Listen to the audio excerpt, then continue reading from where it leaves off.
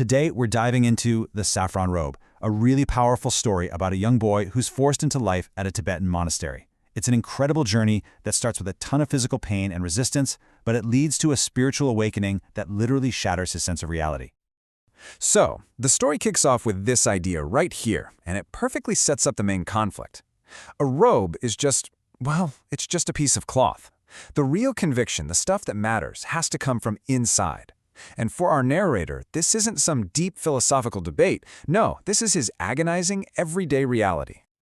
All right, so to really get his journey, we first have to understand the world he was thrown into, and believe me, it was a world he desperately, desperately wanted to get away from. You know, we all have this romantic idea of what a monastery is like, right? Peaceful, quiet, all contemplation. Well, that's the official view. The reality for him? It was basically a huge, bustling town, complete with chores, politics, workers, even prisons. It's not serene, it's messy, it's complicated, and it's very, very human. And on top of all that, his personal world is just pain. Constant physical pain.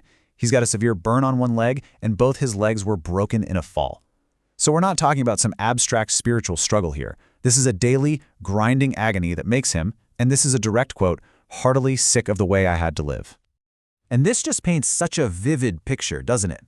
His life wasn't about finding enlightenment. It was about raw, sensory details, the smell of barley, the sting of sand as he cleaned his bowl, and this constant gnawing hunger. That was his reality. But here's where things start to shift. Even in this incredibly harsh place, the seeds of a real education are being planted. Right there, in the middle of all the pain and hunger, he starts getting the formal lessons that are going to completely change his inner life. So the first big idea he learns is the middle way. And I absolutely love the analogy the book uses. It says to think of it like a guitar string. Pull it too tight, that's extreme self-denial, and it snaps. But if it's too loose, total indulgence, it won't make a sound. Harmony, the good stuff, is found right in the middle, in that perfect balance. Now for a boy who's in pain every single day, this isn't just theory, it's a lifeline. The whole philosophy is built on these four noble truths. Think of it like a doctor's visit. First, the basic truth. Life involves suffering. Okay, got it. Second, the diagnosis. Suffering comes from craving things. But third, and this is the game changer, the prognosis. You can actually end the suffering. And fourth, the prescription. Here's exactly how to do it. And that how-to guide is the Eightfold Path. It's a super practical roadmap for living. And it covers the whole shebang, from your inner world, like having the right view and right aspiration, to how you act out in the world with right speech and right livelihood. It's a complete system for mastering yourself. Okay, so he has the theory down, but all this knowledge is about to be put to the ultimate test. Our narrator is right on the edge of an experience that's going to completely shatter his understanding of, well, of everything.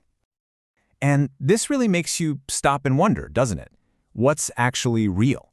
What could possibly exist beyond the physical world that we can all see and touch every day? So, picture this. He's all by himself in this small temple.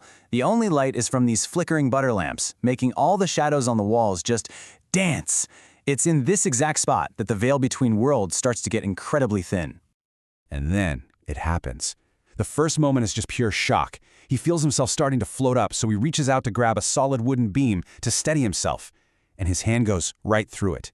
It doesn't even move the dust. I mean, the laws of physics just gone.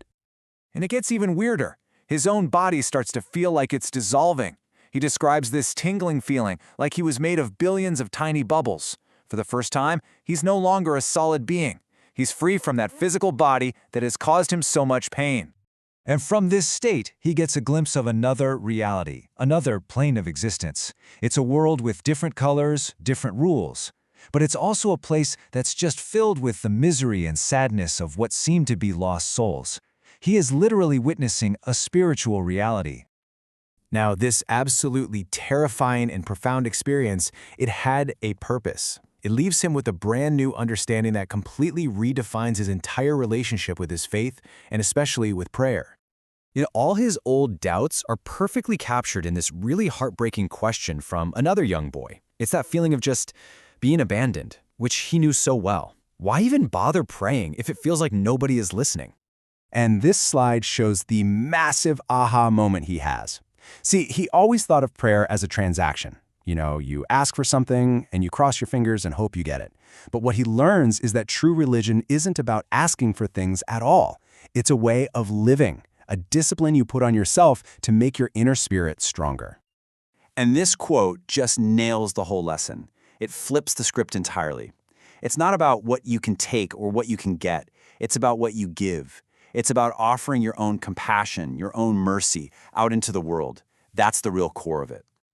So, armed with this profound new wisdom, all of his personal suffering starts to look different. He begins to realize that this path he never wanted, this life he was forced into, it might actually be his destiny. And sure enough, he's told by the highest lamas that he has a great task. There are prophecies that say terrible, dark times are coming for Tibet. So a few select young men have to be trained to go out into the wider world. And their mission? It's huge. To preserve the sacred knowledge and culture of their people before it's lost forever. And just like that, his painful, unwanted life suddenly has a cosmic purpose. His suffering wasn't random. It was actually training. And that leaves us with a really powerful question to think about in our own lives. How much of our path do we really choose, and how much of it is chosen for us?